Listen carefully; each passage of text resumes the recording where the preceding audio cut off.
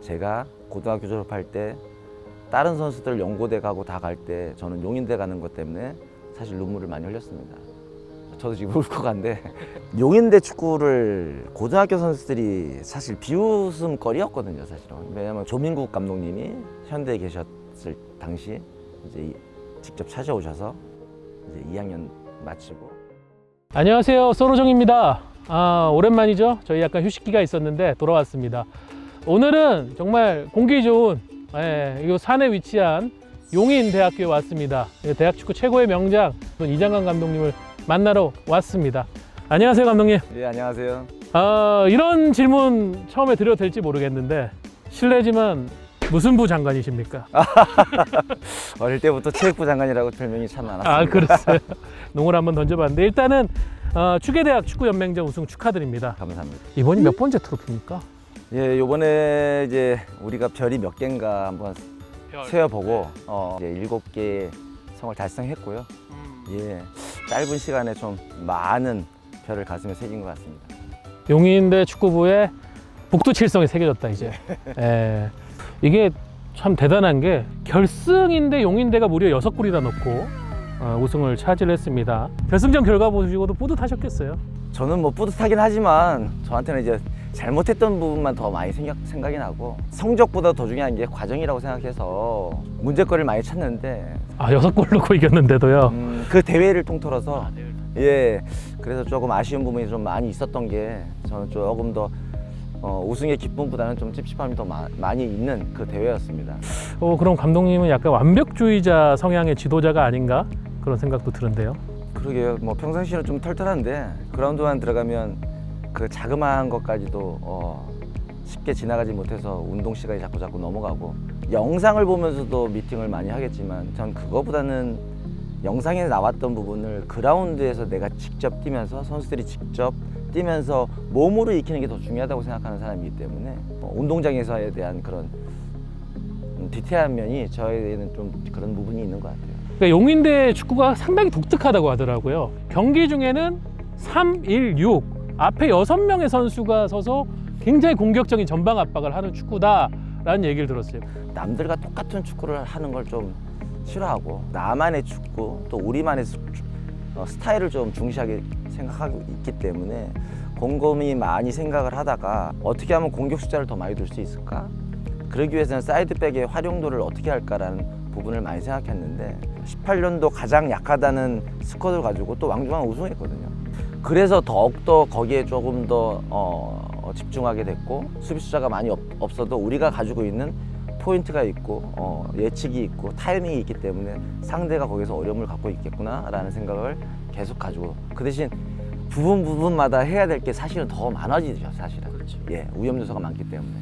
네, 또 드라마틱한 부분이 이런 건 것 같아요. 과연 그렇다면 감독님이 부임하기 전에 용인대 축구부는 어땠는가? 다시 옛 생각 참 어려웠던 힘든 시기를 생각나는데요. 제가 이제 2008년도에 은퇴를 하고 왔을 때 바로 대회를 나갔어요.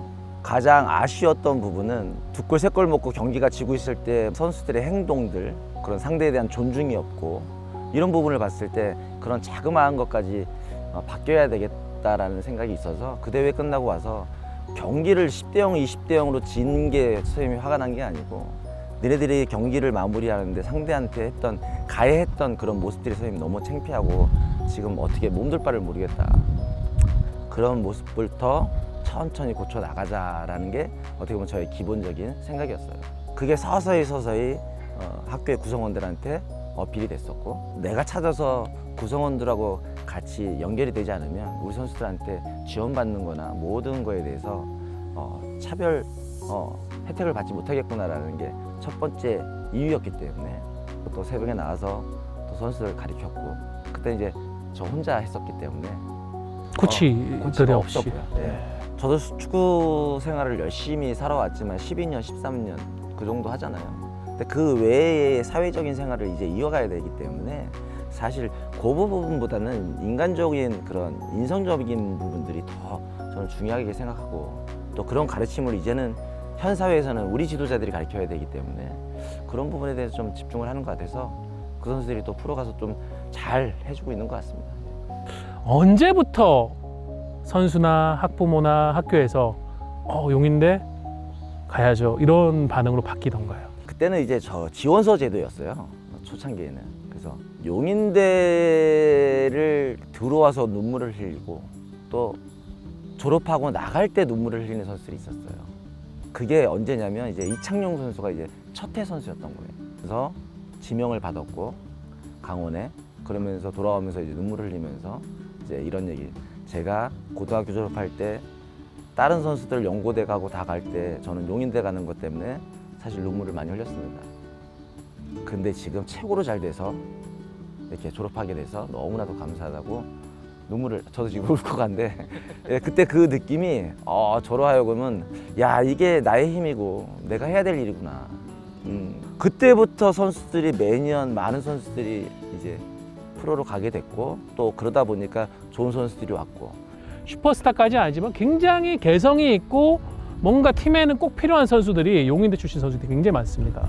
사실 그 초창기 때 이영재 같은 선수는 용인대학교에 올 수 있는 선수는 아니었어요. 왜냐하면 참 아기자기하게 잘 차던 선수였기 때문에 그러면서 이제 우리 축구가 한 단계 또 더 올라갈 수 있었던 거고요. 네.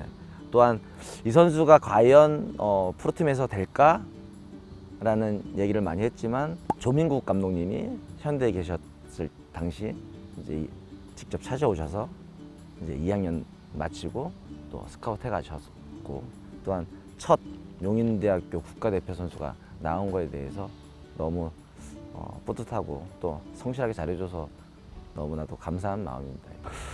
또 이정관 감독님의 직함 중에 하나가 대한축구협회 대학축구 이사 또 하고 계시죠. 대학 축구, 대학 스포츠는 좀 어떤 미래를 그려 나가야 될까요? 감독님께서 지금 거의 뭐 3년, 4년째 지금 이곳에 몸담고 계시니까 어떻게 좀 희망과 가능성을 보시나요?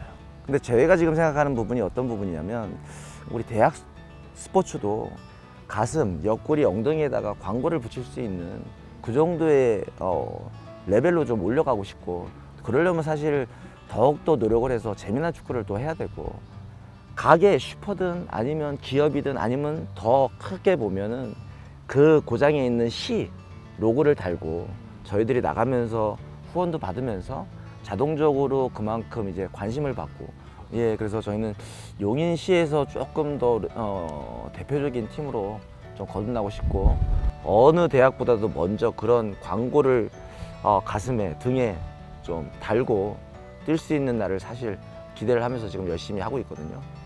또 그런 부분이 곧 될 거라고 저는 믿고 있습니다. 예. 감독님, 실제로 프로구단에 오퍼 받으신 적 있으시죠?